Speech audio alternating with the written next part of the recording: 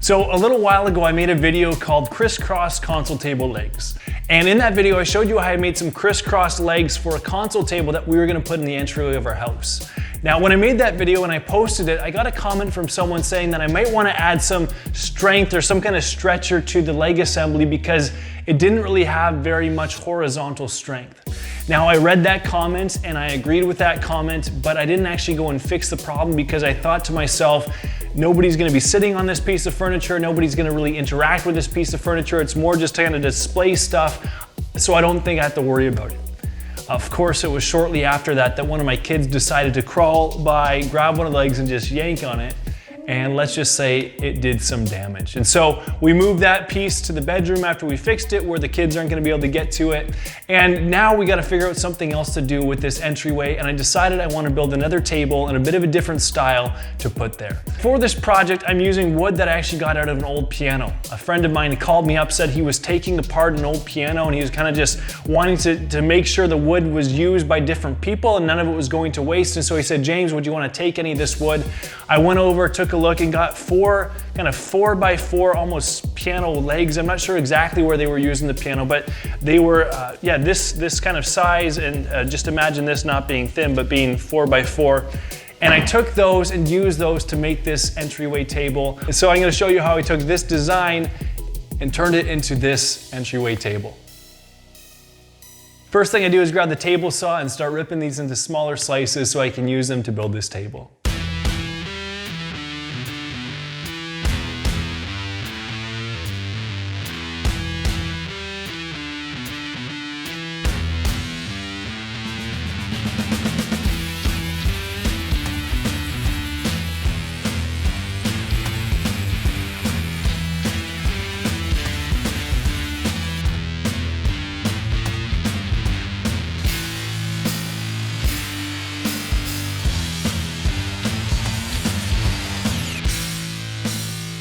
So I've just gotten all these things ripped on the table saw. I have different pieces that have come out here. Some of the wood like this has a bit of a profile on it. And then of course the back is more flat. I have some pieces that are pretty much square all the way around. They just have one face that's a bit of a different color that would plane off really easily.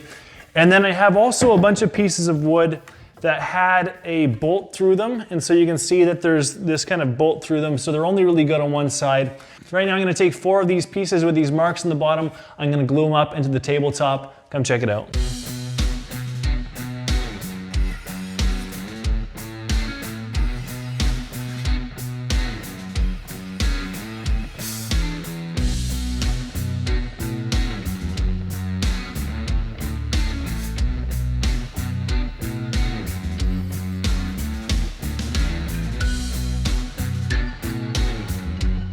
All right, so we got the tabletop all together. It's drying over here. We're gonna let that sit.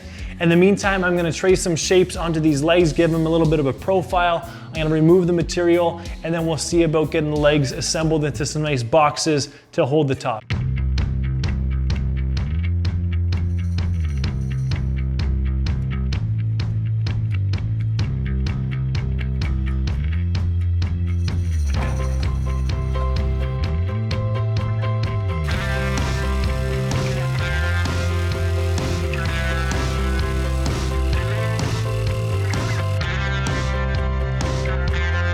Okay, so I finished the first leg. As you can see, it's got a bit of a profile on it, which I'm pretty happy with. It's 32 inches high, and then with the top and the bottom and some little feet, I'm hoping this sits around 35 inches, so that should be good.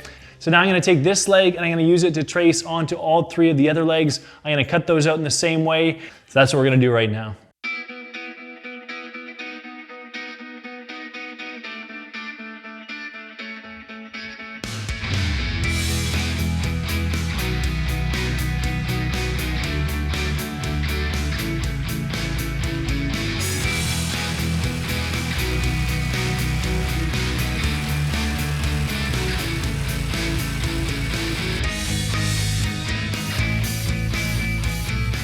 Okay, so I got the legs all finished up. I got all 4 of them done. They're not identical, but they're close enough, and because of the way they're gonna be situated kind of over against each other, you're not gonna be able to tell that there's any noticeable differences between these. So what I'm gonna do now is just kind of spend some time shaping these, making sure any rough corners are knocked off and just sanding them down. And then once I've done that, I'm gonna work on matching these up, getting a top and bottom piece and making some structure so that the top of the table can sit on top. Here we go.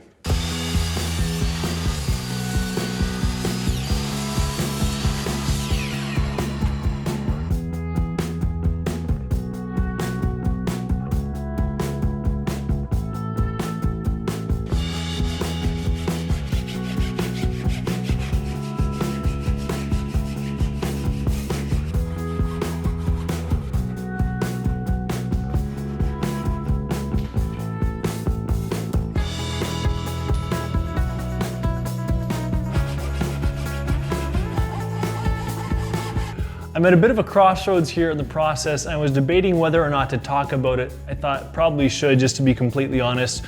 Originally, my thought was to put some dovetails into each of these legs, just a single dovetail at the top, and then connect it into one of these bottom pieces that I cut out.